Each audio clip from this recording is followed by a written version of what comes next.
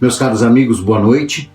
Muito obrigado pela presença de todos vocês nessa casa de aprendizado e uma casa também de oração, o Centro Espírita Monte das Oliveiras, onde nós vamos nos debruçar hoje sobre um dos tópicos da organização do pensamento da doutrina espírita feita por Allan Kardec. Nós vamos hoje tratar do princípio vital. Mas antes que nós tenhamos esse primeiro contato com o estudo e com o que é necessário para a gente compreender melhor a doutrina espírita, vamos procurar nos harmonizar com o plano superior. É um momento em que nós vamos nos acalmar, nos recolher a nós mesmos, buscar silenciar os nossos pensamentos. Vamos procurar respirar profundamente. De onde estivermos assistindo, vamos relaxando, vamos nos entregando à harmonia do ambiente, procurando o nosso silêncio interior. Vamos voltando o nosso pensamento à figura amorosa de Jesus, nos ligando à figura de Maria, nossa mãe espiritual que nos acolhe, o nosso pensamento em Deus, nosso Pai, que nos permite todas as coisas, inclusive a vida aqui na Terra, e nos ligando também às entidades superiores que permitem e coordenam os trabalhos dessa noite. Vamos nos acalmando, elevando o nosso espírito, buscando realmente sentir esse momento como benéfico para nós. Porque ao mesmo tempo em que aprendemos, em que compreendemos a nossa missão, aqui neste lugar somos tratados, somos bem-vindos, somos curados de todos os nossos necessidades ou doenças espirituais ou aquilo que precisamos neste exato momento. E vamos fazer isso recitando a oração que Jesus nos deixou como mensagem e resumo essencial de sua missão aqui na Terra e para nós como uma luz e um guia nos caminhos. Pai nosso que estais nos céus, santificado seja o vosso nome. Venha a nós o vosso reino, seja feita a vossa vontade aqui na terra como nos céus. O pão nosso de cada dia dá-nos hoje, perdoai as nossas ofensas assim como nós perdoamos a todos aqueles que nos têm ofendido. Não nos deixe, Senhor, cairmos ante as tentações, mas livrai-nos, Senhor, de todo o mal, e que assim seja, graças a Deus. Harmonizados agora, com o plano espiritual, dentro do pensamento único, vamos nos debruçar sobre uma questão que nos traz desde o princípio como homens, como pensamento. Afinal, o que é a vida? Por que estamos aqui na Terra? Qual a significação da nossa existência?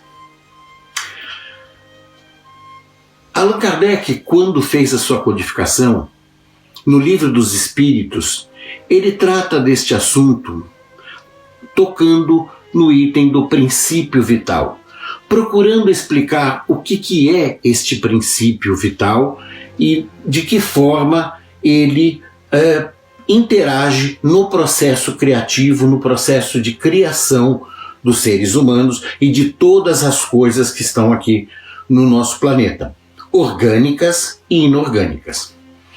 Por isso, Kardec achou por bem dividir esse tópico em 3 espaços distintos: os seres orgânicos e desorgânicos, falar da vida e da morte e da inteligência e do instinto, tudo abordando a aplicação e a explicação desse princípio vital. Comecemos por seres orgânicos e inorgânicos. O que são seres orgânicos? Seres orgânicos são aqueles que se caracterizam por ter vitalidade, por se perceber processos de vida, processos que reproduzem os sistemas de concepção, suporte de vida.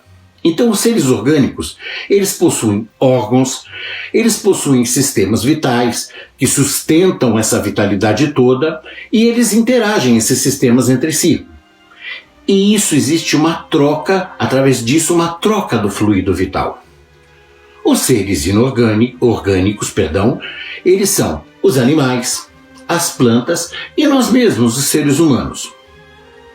E os seres inorgânicos?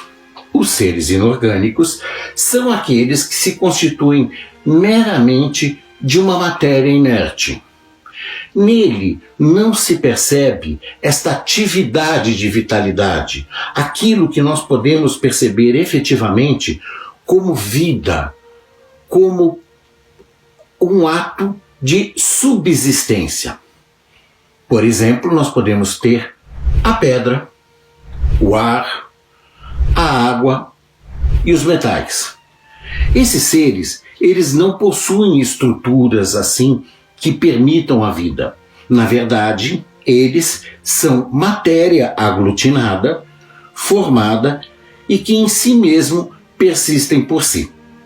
Mas aí vem uma pergunta. Os seres orgânicos e os inorgânicos, eles são diferenciados no que se tange à matéria? Não. Na verdade, tanto os seres orgânicos como os desorgânicos, eles são constituídos da mesma matéria que foi feito todas as coisas desse planeta e do universo. Nele existe toda uma composição de hidrogênio, carbono, oxigênio, tudo aquilo. O que existe para os seres inorgânicos é um aglomerado dos seus átomos, na forma como eles se apresentam na natureza.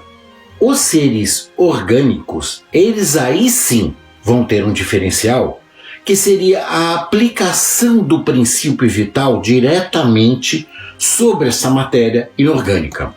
Ora, se os seres inorgânicos são simplesmente essa matéria bruta, agrupada numa forma de átomos, como elas se colocam na natureza, perguntamos, o que tem de especial na matéria orgânica? Temos que entender que todo o processo de criação, ele provém naturalmente de uma tríade. Principalmente, a vontade de Deus, que é o Criador, de onde emanam toda a forma de criação. E aí nós temos numa ponta dessa pirâmide matéria e na outra ponta espírito. E permeando, fazendo com que exista a criação orgânica, nós vamos ter aí sim este princípio vital. Então nós podemos dizer que o princípio vital é a ação desta energia espiritual de Deus sobre a matéria, fazendo com que o espírito se aproxime da matéria e você tenha esta simbiose vital, ou seja, nós vamos ter a matéria animada, nós vamos ter os seres orgânicos, nós vamos ter vida. Então, a forma como a vida se coloca no plano material é através do princípio vital, agindo sobre a matéria e permeando o seu contato com o espírito. Notemos então que nos seres inorgânicos não existe essa vitalidade. Logo, não existe neles a ação do princípio vital. O princípio vital que anima os animais, as plantas, os próprios homens, não existe, por exemplo, nas rochas, nos metais e também na água, no ar e outros seres inorgânicos. Convém dizer um detalhe muito importante. Se todo corpo orgânico possui o fluido vital, ou seja, interagindo sobre a matéria de conformidade com o espírito, de modo a que se crie a necessária união desses dois elementos, esse fluido vital, ele é igual em todos os seres? Não. O fluido vital é variado de acordo com cada forma de vida, mais ou menos conforme a necessidade. Então nós temos que formas de vida que tenham uma maneira mais qualificada e mais complexa de vida vão determinar e vão necessitar de mais fluido vital. Aquelas formas de vidas orgânicas que sejam de um funcionamento mais simples e não tão complexo necessitam de menos fluido vital. Porém, o fluido vital é o mesmo para todos e tem essa condição de se transmutar de um indivíduo para outro. Ora, se fluido vital é possível de passar de um organismo para outro, como podemos entender isso? Através da figura do passe, onde o médium passista transmite fluido vital para o assistido. Esta forma é uma troca de energia, onde quem tem mais doa a quem está necessitado, restabelecendo o equilíbrio das forças da natureza e dos princípios que regem e conservam a vida. Daí a importância de se ter o contexto do fluido como envolvendo a todos os seres humanos e todos os seres vivos. Muito bem, chegamos agora ao segundo tópico em que Allan Kardec faz a divisão desse estudo do princípio vital. Vimos os seres orgânicos e os inorgânicos, vimos de que forma que a vida existe através da manifestação do princípio vital sobre a matéria, coligada com o espírito, e vamos falar então de vida e de morte. A vida nós já vimos, é essa ação do princípio vital sobre a matéria, criando seres orgânicos. Naturalmente, esses seres vão produzindo, através de seus sistemas, a sua própria subsistência vital de energia. Vão criando condições para que esse organismo sobreviva e desempenhe a sua função aqui na Terra, a sua função de existência. O princípio vital, ele tem a condição de regenerar a matéria, de recompor e reordenar essa matéria. Vamos dizer assim, ele poderia curar esta matéria, exceto se você tem um dano muito grave.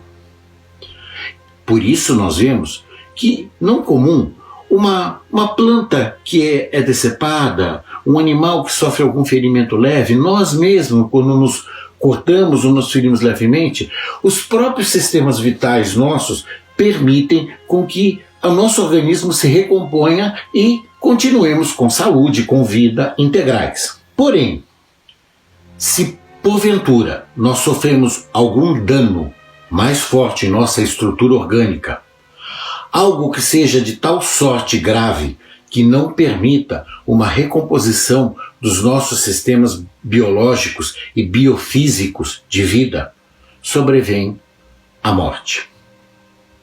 E isso acontece com todos os seres orgânicos, naturalmente.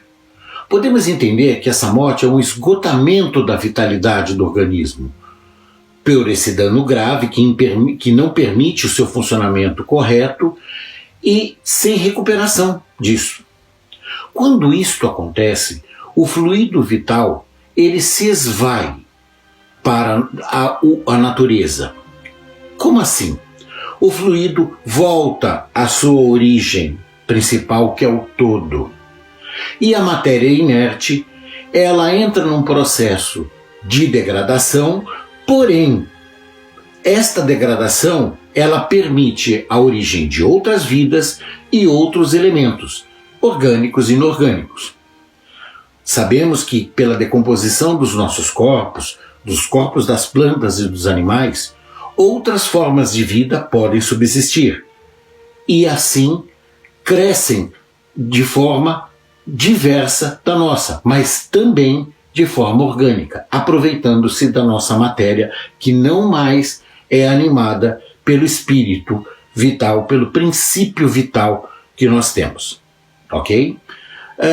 O fluido vital, quando ele retorna ao todo, ele interage novamente na população orgânica, se espalha e pode ser utilizado novamente pelos processos de criação em outras formas de vida, em outras formas orgânicas que vierem a serem criadas. Temos assim o ciclo de vida e morte dos seres. Com isso, vamos abordar agora o terceiro tópico em que Allan Kardec fez a divisão do estudo do princípio vital. Vamos abordar a inteligência e o instinto. Já vimos que os seres podem ser considerados como orgânicos e inorgânicos. Mas podemos estabelecer uma outra classificação que nos ajuda bastante a entender o conceito de inteligência e de instinto. São os seres inanimados, os seres animados, mas não pensantes, e os seres animados pensantes. Os seres inanimados são aqueles constituídos simplesmente da matéria. Os inorgânicos, onde os elementos químicos, constituindo seus átomos, formam a matéria e eles assim se colocam no nosso universo. Os seres animados não pensantes, eles possuem matéria e também possuem vitalidade. O que é isso? Conceitos que nós já vimos anteriormente.